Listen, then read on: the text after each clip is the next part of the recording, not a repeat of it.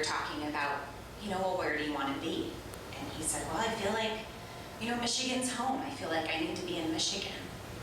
And we said, well, we feel, then he said, but I also want to be here with you two. And Mom and I said, okay, well, we'll send half of you to Michigan and keep half here. And he says, well, which half are you going to send?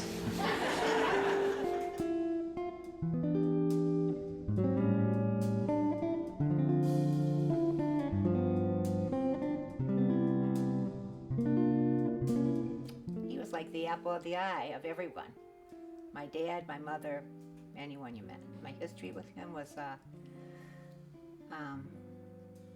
when he was little, we kind of really looked out for him. He was very busy, we knew that. We kind of really looked out for him as older sisters. Louis was a beautiful brother. So much fun.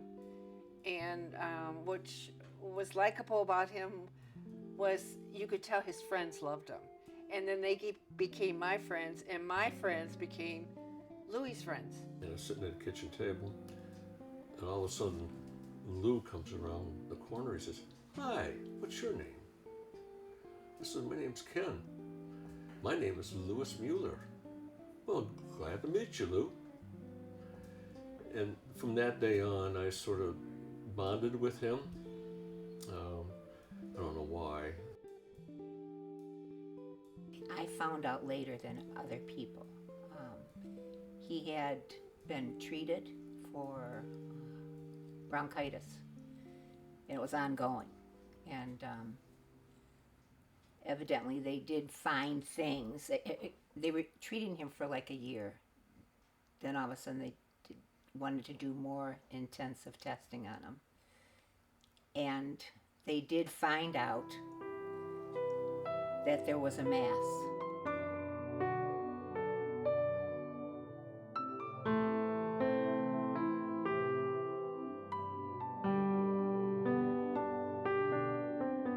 We were keeping track with what happened, and for months, he was here actually for we're going to go up north, and he sort of heard the bad news.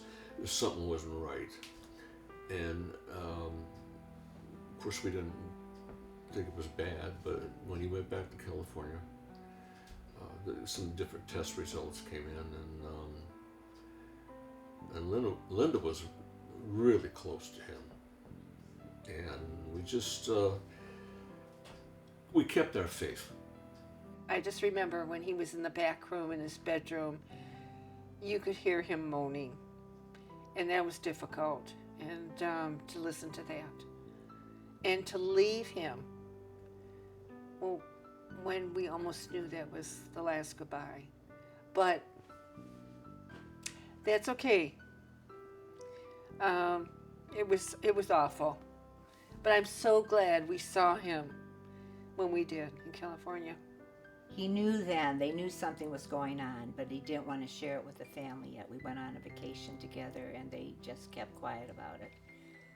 And then they got the news while they were here that it looked like it was cancer. And that's pretty much how we found out. I believe my other sister knew about it, who didn't go on vacation. I think about, it must have been really hard to be with us, keeping that, making sure we were enjoying our vacation. And we did.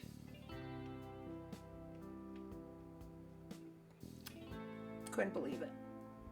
Just couldn't believe it. You don't expect a sibling. You just get used to your parents dying, but you just don't even think about a sibling dying, especially the baby of the family, You want to be there with his family to help them, Got the call from California, and then we sort of surmised something wasn't right, and Lynn and I just knew in our heart that he expired. At home, next to Kathy, gracefully. And when that phone rang and you could see on the phone it was California, We knew. And it's tough. It's going to take a little more time for Linda and I to accept it.